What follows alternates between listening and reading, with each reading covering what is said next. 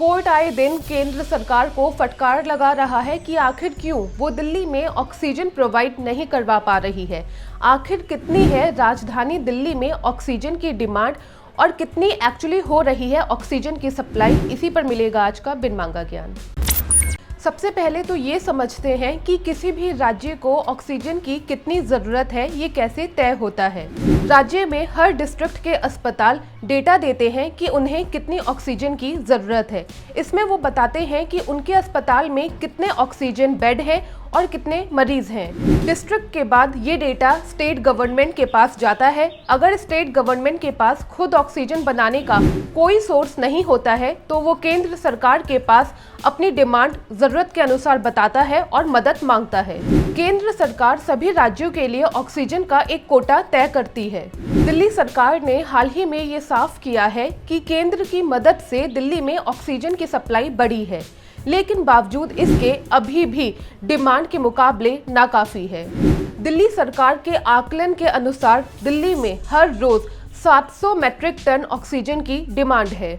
फिलहाल सेंटर का कहना है कि उसने दिल्ली के लिए अलॉटेड ऑक्सीजन 490 मैट्रिक टन से बढ़ाकर 590 मैट्रिक टन कर दी है, लेकिन ये भी कम है। अब ये समझते हैं कि आखिर ऑक्सीजन की सप्लाई करने में केंद्र सरकार को दिक्कत कहां आ रही है और कहां बनती है ये ऑक्सीजन, यानी कि मेडिकल ऑक्सीजन। ऑक्सीजन का इस्तेमाल सिर्फ मेडिकल पर्पस में ही नहीं बल्कि स्टील और आयरन जैसे इंडस्ट्रीज में भी किया जाता है। फिलहाल कई राज्यों ने इन सभी इंडस्ट्रीज को छोड़ ऑक्सीजन का सबसे ज्यादा इस्तेमाल मेडिकल में ही करने के आदेश दिए हैं। एक्सपर्ट्स के अनुसार इंडिया के पास 7000 metric ton of medical oxygen produce करने की क्षमता है। ऑक्सीजन बनाने की तमाम कंपनियां हैं, जैसे कि Inox air products, Goyal MG gases private limited, national oxygen limited वगैरह। इन सब में से अगर हम आयोनेक्स की बात करें तो ये 2000 टन ऑक्सीजन प्रोड्यूस करती है। ये मैन्युफैक्चरर लिक्विड ऑक्सीजन बनाते हैं विद 99.5% प्योरिटी। इस ऑक्सीजन को बड़े बड़े टैंकर्स में रखा जाता है। यहाँ हमें इस बात पर ध्यान देना होगा कि ऑक्सीजन का प्रोडक्शन हमारे देश में उतनी बड़ी समस्या नहीं है जितनी बड़ी समस्या है इन स्पेशल टैंकर्स की और इन ऑक्सीजन को एक जगह से दूसरे जगह तक ले जाने वाले क्रायोजेनिक टैंकर्स वाले ट्रक्स की।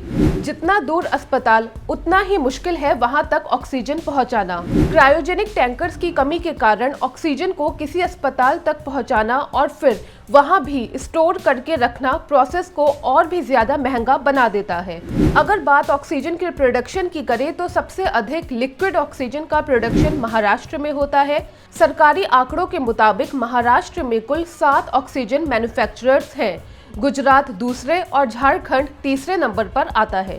कुल मिलाकर 100 बात की एक बात यह है कि ऑक्सीजन की कमी से आए दिन लोगों की जान जा रही है और दिल्ली और केंद्र सरकार आपस में उलझकर कोर्ट में बैठी है। बेहतर ये होगा कि आपसी सहयोग के साथ दोनों मिलकर इस दिशा में काम करते कि ऑक्सीजन की कमी दिल्ली में कैसे पूरी की जाए और कैसे लोगों को मरने से बचा लिया जाए।